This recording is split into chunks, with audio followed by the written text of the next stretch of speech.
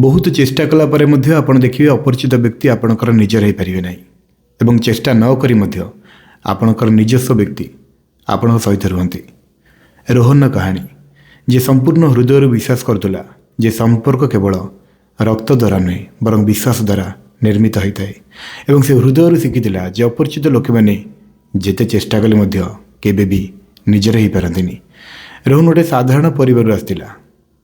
तांका बापा शीघ्र मृत्युवरण करते और माँ प्रायतः असुस्थ रोते। घर दायित्व पिलादिन ता कांधर पड़ता। पाठपढ़ा चाकरी घर सबकि एकाकी परिचालन करतला। जीवन ताकू शिखाईला जे ता पाखे प्रियजन कम थे तेणु से ग्रहण करता। जदि अपरिचित लोक मैंने समर्थन करती तेबे से माने तार निजर हो पारे। से चाकरी गोटे बड़ सहर को गला।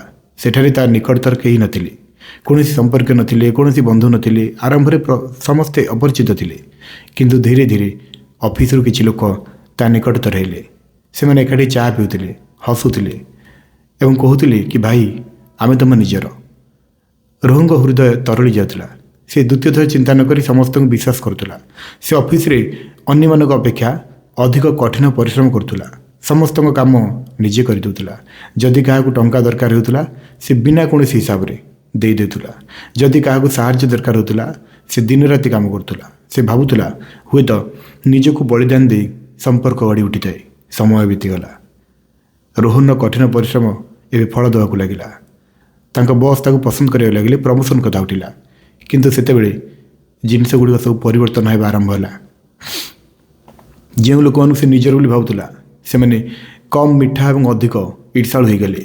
से मैंने पछरे ता विषय अभियोग करने लगे। तार छोट छोट भूल गुड़िक अनुपातिक भाव बढ़ी चलला। रोहन किसी बुझीपारा ना कारण से ही लोक मैंने जो मैंने आगे हसी हसी ताकू प्रशंसा करुले।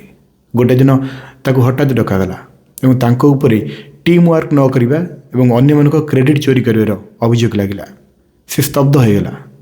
जो मानी से ता छुट्टी ता निद ता टंका सब बड़ी दे देला से मैंने नीरव थे। केतेक आखिरी रोहन काम न करने कथा उठिला। से आखिरी खराब होगा। किछि किछि लोक विरुद्ध मिथ्या अभियोग देले। रोहन प्रथम थर अनुभव कला जे आवश्यकता समय अपरिचित व्यक्ति माने सेठारे रहंतिनी बरं प्रथमे निजको दूरे दियंती। तार प्रमोशन अटकीगला। तार प्रतिछवि मलिन होगला। से भांगी पड़ा। से राति ता कोठरी एका बसला। ता माँ फोन कले। से केवल पचारे पुओ तो केमती अच्छु भलरे अच्छु ना। एवं रोहन प्रथम थर पर कांदी पकईला। किछि मास परे तांका माँ को स्वास्थ्य आहरी खराब होगला।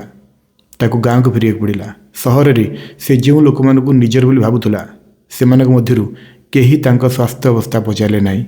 जेतेबेले से गाँव में पहुँचला से देखिला जड़े वृद्ध पड़ोशी जे केबे अधिक कथा हुअंती ना से तांका माँ को पई औषध आनी। से ही दूर संपर्कीय जहाँ सहित से वर्ष वर्ष धरी कथा हो नाला से डाक्तखाना आसी बुलिया लगे बुलिकी जाती। से ही पिला मानकर बंधु पिला ही पिलादिनर बंधु जहाँ सहित तार संपर्क विच्छिन्न हो जाता। से कौन सी कथा न कही ता पाखे ठिया होता। रोहन को टे अजब अनुभव है। से जो मानू केबे निजर बोली भावु नथुला से माने ता सहित निस्वार्थ प्रभावी थे। तांका माँ का चिकित्सा समय रोहन बुझिया लगिला जे संपर्क शब्द एवं हस द्वारा परिभाषित हुए ना उपस्थिति एवं दायित्व द्वारा परिभाषित हुए। तांका माँ सुस्थ हो गले।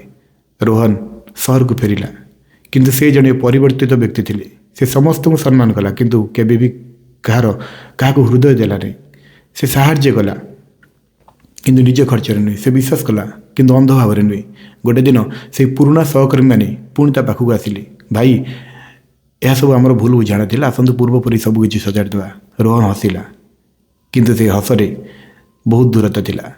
से शांत भाव में कहला यह कौन सी भूल बुझाणा नाला यह सत्य थिला। मुझे टे विलंब बुझीपारि। से राति से डायरी लिखिले कि मु मोर सर्वोत्तम चेष्टा करिछि। अपरिचित लोक मैंने से माने केबे भी निकटतर हुअंती नहीं। केबे भी प्रकृति आपणकर हो पारे ना किंतु आपणकर निजर से माने जो मैंने आपण सहित भांगी पड़े आप सहित ठिया हुअंती। तेणु प्रत्येक हसुवा मुह आपणकर नुहे। आपण सहित चलुवा प्रत्येक व्यक्ति आपण सहित रही ना। एवं सबुठार गुरुत्वपूर्ण कथा होची जो संपर्क आपण को बाध्यतामूलक भाव में छाड़ी दिए से गुड़िक କେବେ ବି ସତ୍ୟ ନୁହେଁ।